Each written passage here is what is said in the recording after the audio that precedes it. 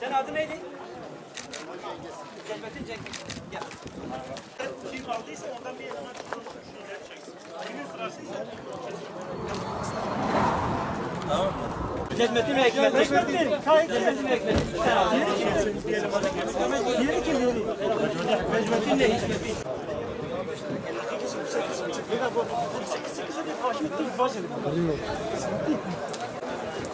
Kaç mı demiyorsun? Hocam baksana.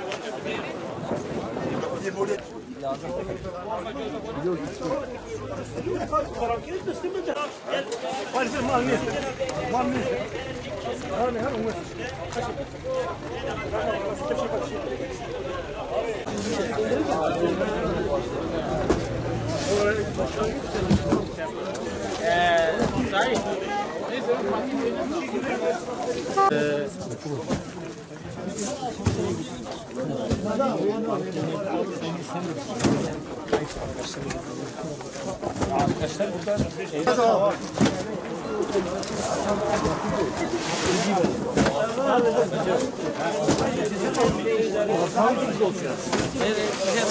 Batman Valiliğimizin, Tarım İl Müdürlüğü'nün, Batman Tarım İl Müdürlüğü ve Tarım Kredi Kooperatiflerinin katılımıyla yapılmış olan bu fide dağıtımında görüyoruz çiftçilerimiz, üreticilerimiz gayet memnunlar.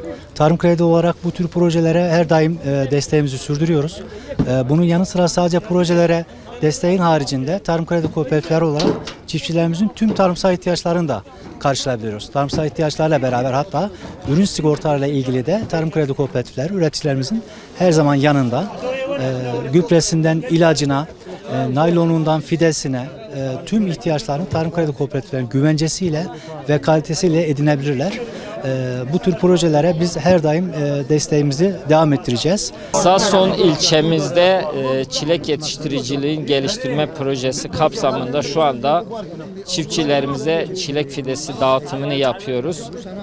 İlkbaharda İl Özel İdaresi katkısıyla 97 çiftçimize, her çiftçimize 2 dekar olmak üzere toplam 194 dekar çilek yetiştiriciliği projesi uygulamıştık. Çiftçilerimize mulch malzememizi dağıttık. Çiftçilerimiz tarlalarını hazırladılar. Şu anda burada çilek fidelerini dağıtıyoruz. Projemizin yaklaşık maliyeti 700 bin lira civarında. Bunun %80'ini İl Özel İdaresi desteğiyle karşılıyoruz. %20'sini çiftçi katkı payıyla gerçekleştiriyoruz. Şu anda yaklaşık 97 bin adet çilek fidemiz çiftçilerimize dağıtılacak ve çiftçilerimiz bunların dikimini gerçekleştirecektir. İlimizde şu anda 300'e yakın aile çilekle geçimini sağlamaktadır. Fide dağıtımı için şu anda buradayız. Ben bu konuda Batman Valisi Hulusi Şahin Bey'e çok teşekkür ediyorum. Çünkü bu para valimizin talimatıyla özel idareden karşılanıyor. %70'i hibe. Hatta %80'i hibe, %20'si çiftçi tarafından veriliyor. Ben devamlı çiftçiye verilecek bir nakitin, bir emeğin muhakkak çiftçinin de bu şeyin içinde katkısı olması lazım. Çünkü katkısı olmadı mı çiftçi bu şeyin değerini bilmez, bu paranın değerini bilmez. Onun için bu çiftçiye verilen bu paranın çok kıymetli olduğunu ben ifade etmek istiyorum. Çünkü bu şartlarda, bu ekonomik şartlarda aşağı yukarı 1 milyon fideye yakın şu anda çilek fidesi çiftçiye dağıtıyoruz. Bu da önemli bir şeydir. İnşallah bu artarak devam edecek. Seneye 2 milyon olacak. Çünkü biliyorsunuz Samsun'da eskiden tütün vardı. Şu anda tütünün yerini tutacak tek çilek üretimi söz konusudur. Biz bu çileği Samsun'da hem oturtmak hem de biraz fazlalaştırarak katkı sunmak istiyoruz. Şu anda da bunun için buradayız. Bu katkı sunuyoruz. Seneye inşallah 2 milyon civarında bir fide dağıtımı söz konusu olacaktır.